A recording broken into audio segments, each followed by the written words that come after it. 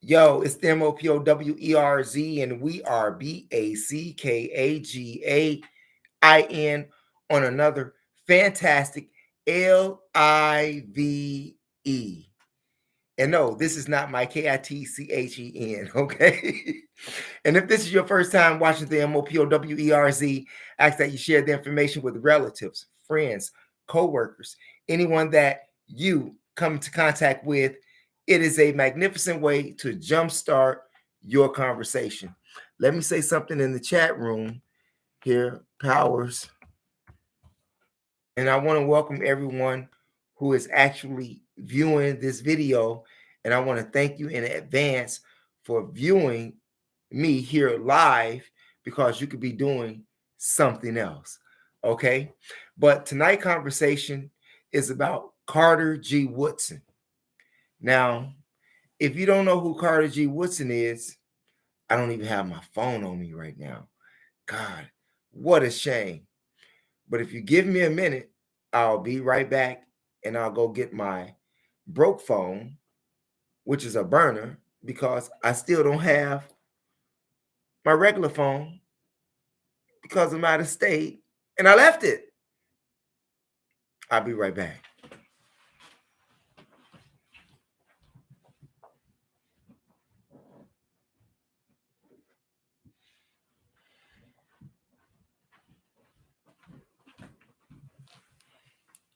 Okay, here I am, you all. I'm sorry about that.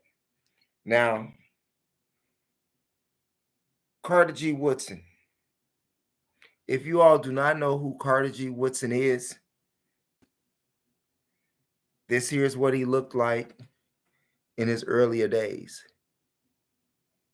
His birth date is from 1875 until 1950. He was 74 years old when he died, and died months right before his birthday, which he would have made 75. But that's what he looked like back then. And this here is what he looked like, at the end of his LIFE. But I wanted to speak upon Carter G. Woodson because last night I did a video that was entitled The Miseducation of the Negro. And in that, I spoke about Carter G. Woodson, but I didn't put him in the title. Not to mention the fact that he is the author of the book entitled The Miseducation of the Negro, which was published in 1933, which was 7 years after he made the Negro Week, which was established in 1926.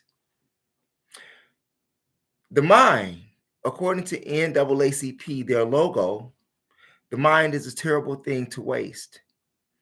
And I tell you, the mind is a very terrible thing to waste.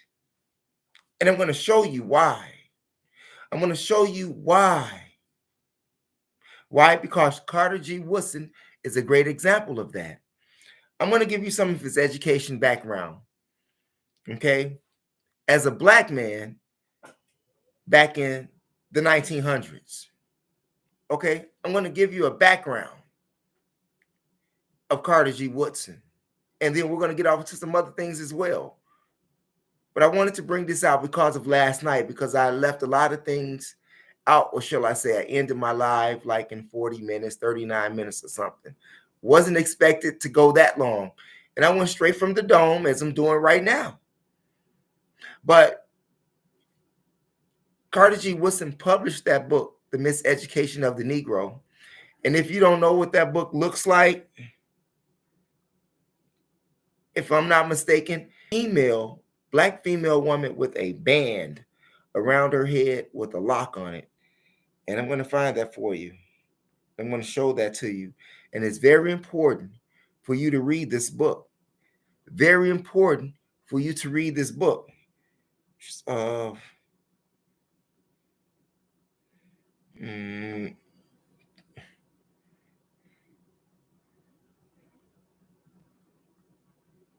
Here we go. Let's see what happens here. Images. In fact, it's a green background cover. You see that right there? That book right there. Oh, damn, where did it go? We're going to get it back. That book right there, The Miseducation of the Negro by Carter G. Woodson. I don't know what's going on with the phone, but it won't stay on that photo for some reason. But there it is. And it left again. Here it is, right there. The Miseducation of the Negro by Carter G. Woodson. There we go. Like I said, this here's my broke phone, my burnout phone. Okay? But that's the image. And that is a very well put together book by a black man. By a black man. And before I get off into that book, I'm going to give you the history of his education, though. Getting back to that. Because I tend to stray off, but I tend to come back. But in 1903, he graduated from, a college in Kentucky, Berea College. He graduated from that college with a bachelor's degree in 1903. Could you imagine what a black man had to go through to get a bachelor's degree back in 1903? And soon after he graduated, he ended up working for the government. Yeah, the U.S. War Department over in the Philippines at the age of 29. Yeah. Not only that, he ended up, and that was from 1903 to 1907, right after he graduated from Berea College in Kentucky.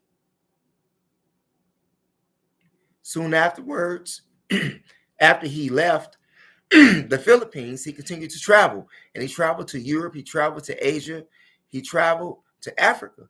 But while he was in Europe, he attended the Sorbonne of Paris, which is a black institute that was instituted by the Moors. And you must remember that the Moors ruled Spain from the 1100s to the 1400s.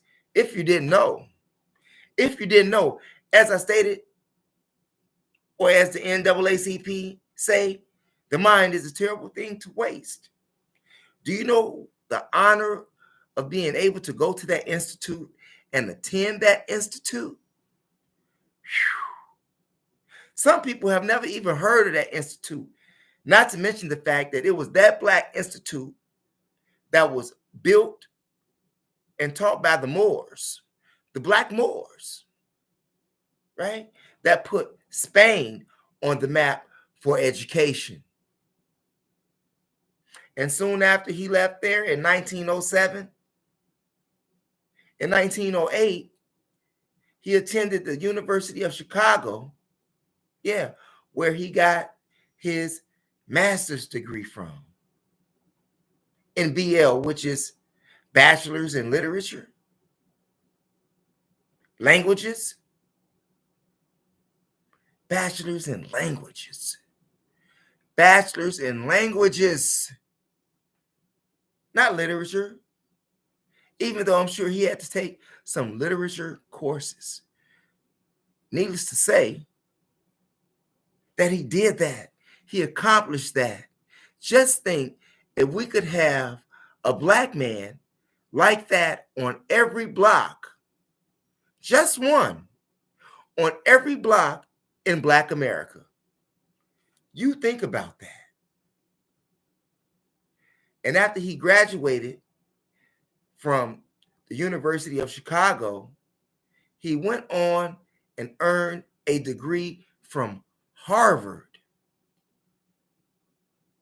He was the second black man in America to receive a doctorate degree at Harvard. The first person or the first black man who did that was W.E.B. Du Bois. Now you think about that just for a moment, because here it is, we are in 2022, and I want you to look at the education of the black man today versus the education of the black man back then, the man that I'm telling you about. Now just think, his parents were slaves. I'm just saying. He grew up in Virginia. That's where he was born at. You see? Look at the benefits, the comfort of living that black men have today versus what they had back then. But not only did he graduate from Harvard, the second black man ever to graduate from an Ivy League school here in America, he became the dean of the school 7 years later in 1919. Who is that out there in the chat room? Oh, 1968. That's what's up. Shouts out to 1968. I appreciate you viewing the LIVE because you could be doing something else. I appreciate you. This one came out when I tried to speak in 1960. Hey, that's what's up. But getting back to Carter G. Woodson, after he became the dean of Harvard, 7 years after he earned his doctorate degree, he went on to become the dean of West Virginia State University. That's what it is known as today. But back then it was West Virginia Collegiate Institute.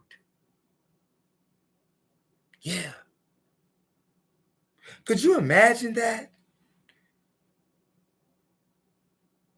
Do you see the frequency of the mind that this black man was on?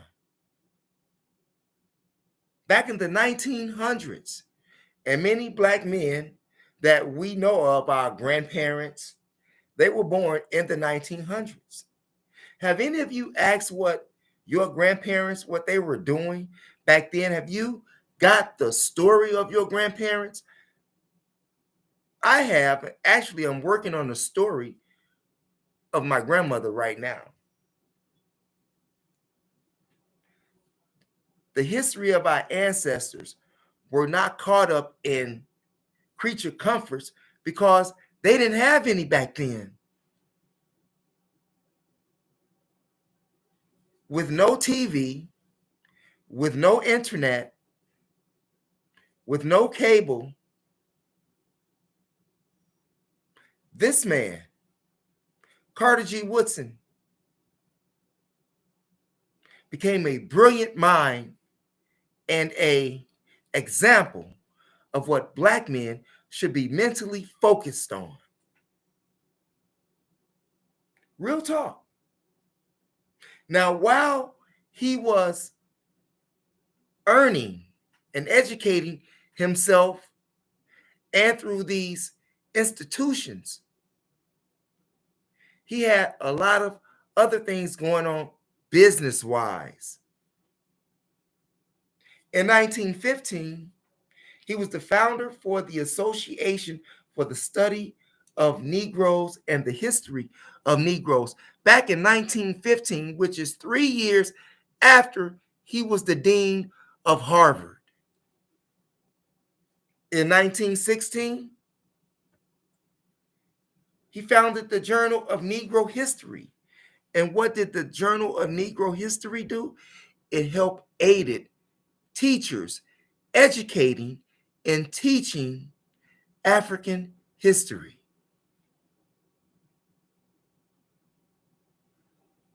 What else did he do? A lot he did. And in 19 57, he was the publisher of the Negro History Bulletin. He was a very busy man to be 74 years old. And no, he never married, and no, he didn't have any children. He didn't have any distractions. I'm not saying that he didn't have a lady, but he didn't have distractions. When did the TV come out? He didn't have to worry about drugs. He didn't have to worry about black on black crime. In fact about it, black people were so much on a higher frequency back then. You know why? One reason why is because black people back then had less entertainers and athletes. And we had more scholars, more thinkers back then than we do now. Because now we just have a bunch of hunk of junk slaves. All of these millions and millions and millions of dollars that these black people have today, what are they doing with it? Could you imagine the income that these black men of yesterday, of yesteryear, scholars, historians, real black men, could you imagine what they would have done with that money? They moved black men and women from scholarship to entertainership and athleteship, took you off that frequency of building, of self and for self.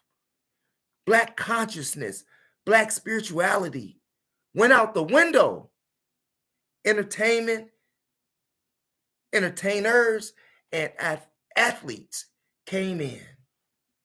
Do you see the switch of the frequency? What do you say? We depend on books. We depended upon books. You are absolutely correct. However, books are important. Books are very important.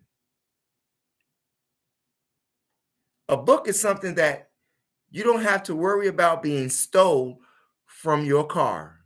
If your car is ever broken into, you never have to worry about your book being stolen. If you don't read,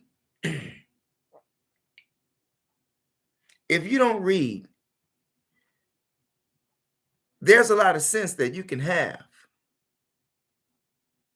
But there's more sense and more intelligence and more education that you could read, that you can get if you are able to read. Now, granted, when you are a child, you spend your first 4 to 5 years without even reading a book. Your mama didn't even teach you how to walk. Your mama, when you was born, did not teach you where to reach or to suck the breast from. It was already in you. The mother did not teach the child how to speak. The child interpreted what the mother and what the parents and whomever the child was around, from phonetically hearing, they began to speak what they heard without a book. So yes, I feel you in that sense. What you say? The written book sticks with your brain, not the push of a button. When I was coming up, we had to learn the Dewey Decimal System by 6th grade. Mathematics, baby. Mathematics. And it's sad. If you look at the mathematical testing scores that black men in this country, meaning elementary students, young black men, over half of them can't even do 8th grade math. That is actual fact. Fact check it, statistical check it, whatever. That's an actual fact. Yes, We had all of that back then. And if you were born in 68, you didn't have a cell phone. You didn't grow up with a computer, right? You didn't grow up with cable. Maybe like in the 80s, 1982, I believe, that they came out with a turn on TV in Chicago. Now it's called home box office. Do you remember the box that you had sitting on top of your front room living room TV with the knob on it, turn off and turn on? Yeah, distractions. Just think what your mind would be like if you didn't have TV. Carter G. Woodson didn't have a TV when he was doing all of this back in the early 1900s. I'm just saying. Maybe he did because, but not many Black people had TVs. Not many Black people were educated. In fact, about it, my grandmother, who was born before 1930, never went past the 4th grade for education because they were working in the fields picking cotton. Now, this guy, Carter G. Woodson, while he was going through college, and as a young man, he hired himself out. Truck driving, manual labor. He hired himself out, meaning he made a job for himself. And if you read his book entitled The Miseducation of the Negro, you will find out that he was for self-dependency. At the end of this live, I'm going to give you a great quote from that book, The Miseducation of the Negro. I'm going to tell you that at the end of this. But he didn't have all of those distractions. Like I said, there was really no Black on Black crime. The frequency changed because of integration, social engineering. Yes, all of these beautiful Black minds, just think about it. The last great Black mind that we had, people say it was Malcolm X. I disagree with that. I say that it was Louis Farrakhan, but he went left. He went left. And yes, he helped get his teacher, or he helped cause the atmosphere to get his teacher killed. We're going to get off into that in one of these lives, the Nation of Islam. What's that? But they didn't have these distractions. And you had a lot of Black thinkers at that time. They didn't have no dope on the street like that. They had those little, juke joints, like The Devil in the Blue Dress with Denzel Washington. And still at that time, you had a lot of Black people who weren't thinkers. And it's still the 5% today, the poor righteous teachers. And Carter G. Woodson was one of those. I can't say that he was poor, but he was most definitely one of the 5%. Not that he was a 5% of the nations of gods and earth. No, but he was a 5%, a poor righteous teacher. You have 5%ers, 10%ers, and 85%ers. Which one are you? Now, with this Associated Press that he was the author and founder of, which was a pressing publication company. Not to mention the fact that Carter G. Woodson wrote hundreds of articles for the Pittsburgh Courier, which the Nation of Islam was prescribed to read. And Carter G. Woodson wrote hundreds of articles for the Chicago Defender. Yeah. Anybody remember or is familiar with the Chicago Defender? In fact, about it, it's still being published today here in Chicago. Well, I'm not in Chicago right now, but but yeah, the mind is a terrible thing to waste. Carter G. Woodson. Like I said, could you imagine what Black communities would be like if there was a Carter G. Woodson on every block across Black America? Could you imagine what it would be like to have a Malcolm X on every block across Black America?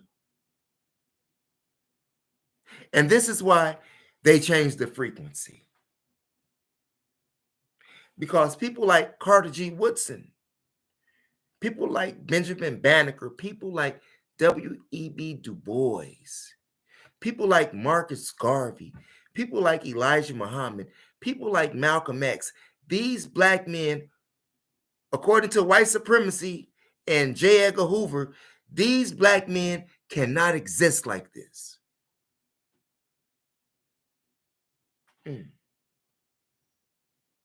Sad, but very true.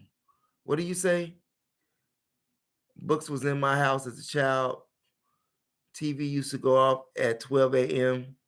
Always remember that a person will make you turn on you in the middle of the street out of nowhere. That's just how people are. That's 100. That's keeping it a buck. I remember, like you remember, yeah, the TV did go off. If you were born in 68, yeah, you know that TV went off around 1 o'clock. You got all of those color bars. Do you remember the midnight special, Wolfman Jack? And that used to come on NBC back in the day.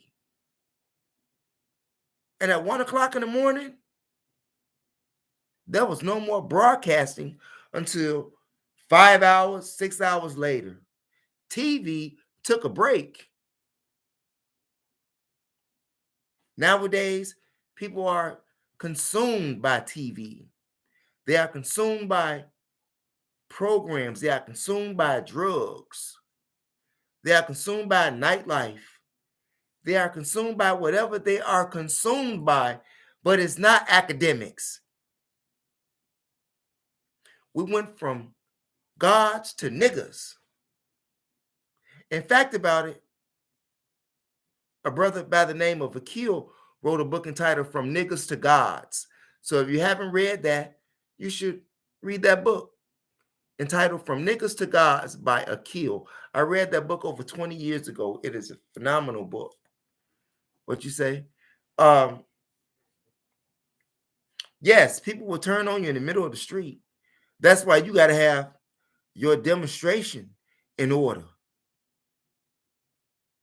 People will turn on you, especially those who are not like-minded.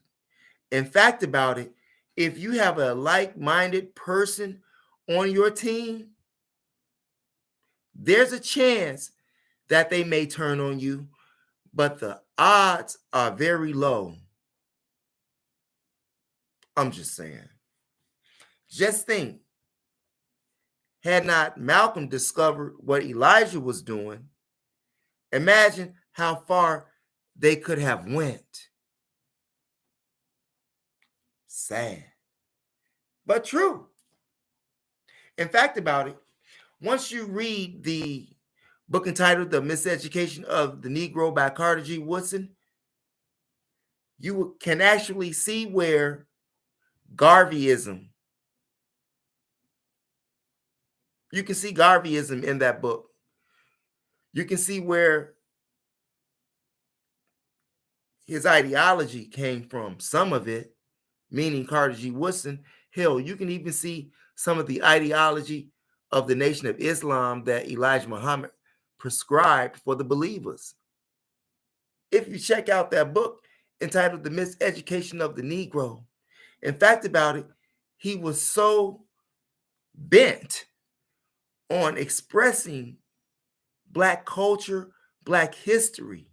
Like right now, how many Black history courses do you have in the curriculums in the schools of America, even at a collegiate level. Not too many. Not too many. None at all, to be a fact.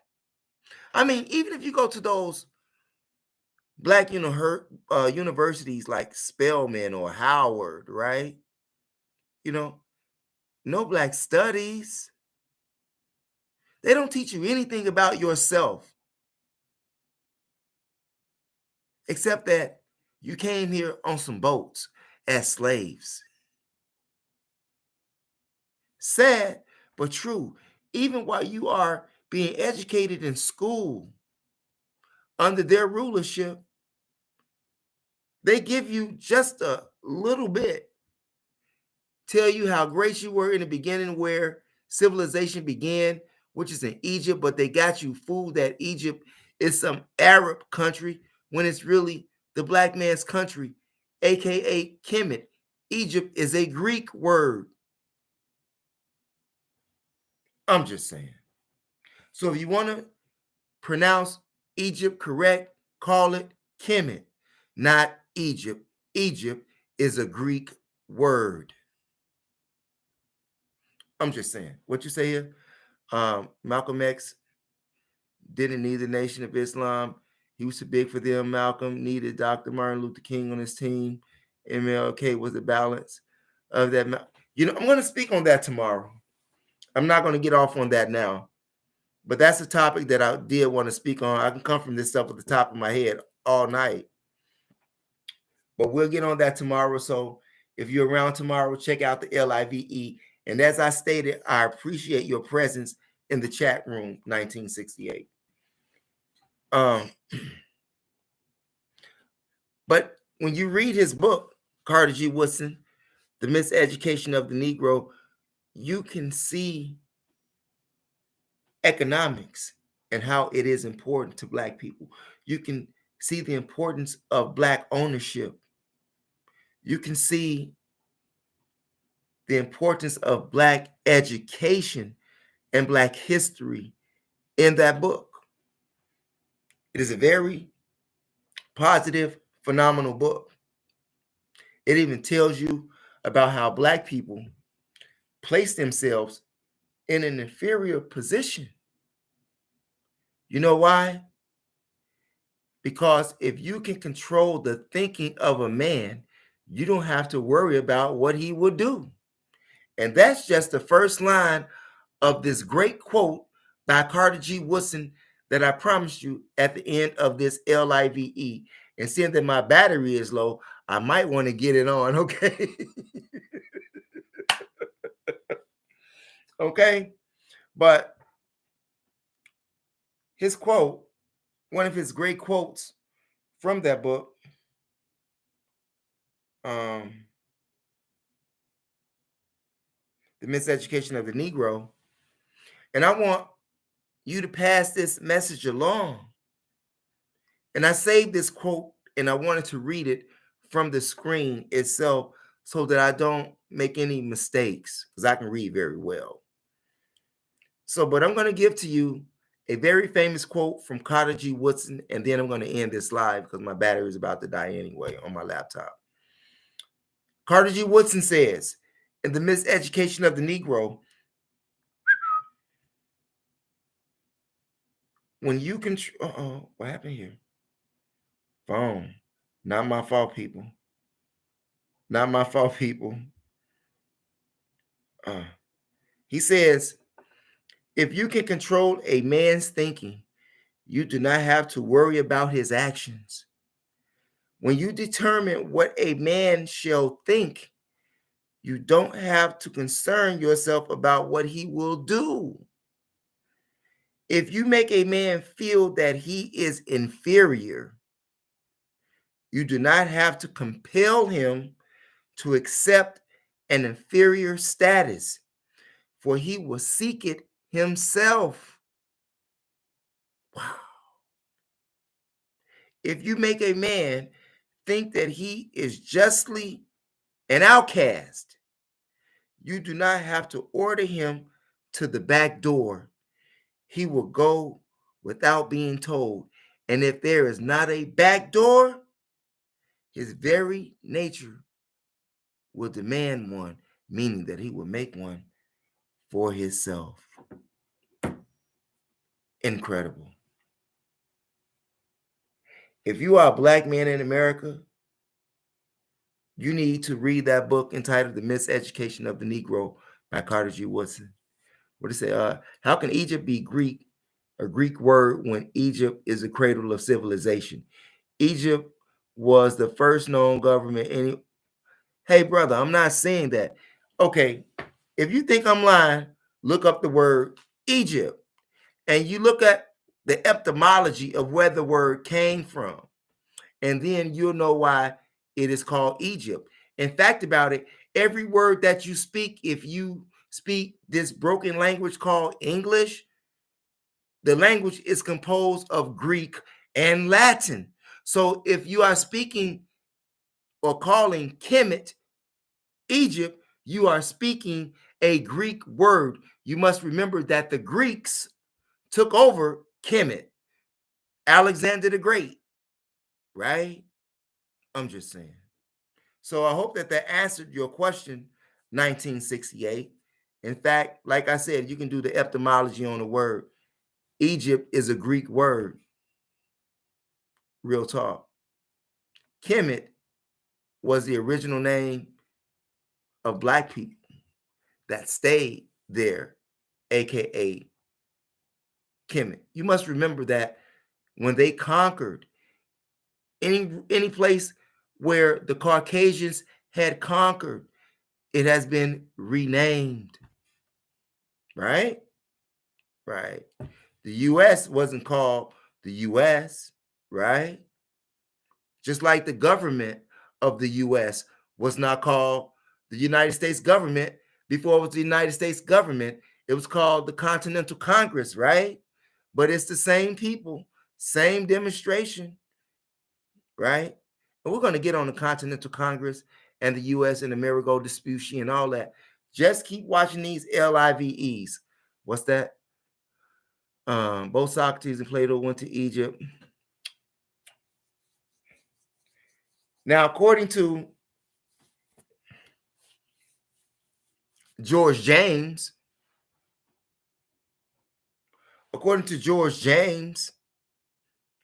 which was a black master teacher historian, according to Stolen Legacy, yes. But according to master teachers like John Henry Clark, Dr. Ben Johakkinen, Dr. John Jackson, Dilbert Blair, and so forth. And once you read their material, you find that Socrates, Plato, Aristotle, none of them even existed. This black man here, Carter G. Woodson, existed. Socrates and Plato's and Aristotle never existed, and I would love to debate anybody on that any given time. Hands down. So if you can prove to me, or like I say, I like to battle that. I would like to battle that. And that's something that many people can't do. In fact, you really can't do it if you know Histori, that is Real. Now, according to Greek history, yes, Socrates and Plato's went to the schools in Kemet, aka Egypt. As I said, it's Kemet and not Egypt. And my battery is low, you all. I catch you all tomorrow on another LIVE. And remember, knowledge is power, and your third eye makes you shine like jewelry. Thanks for viewing, you all. I'll see you tomorrow night. Thank you, 1968. Peace out.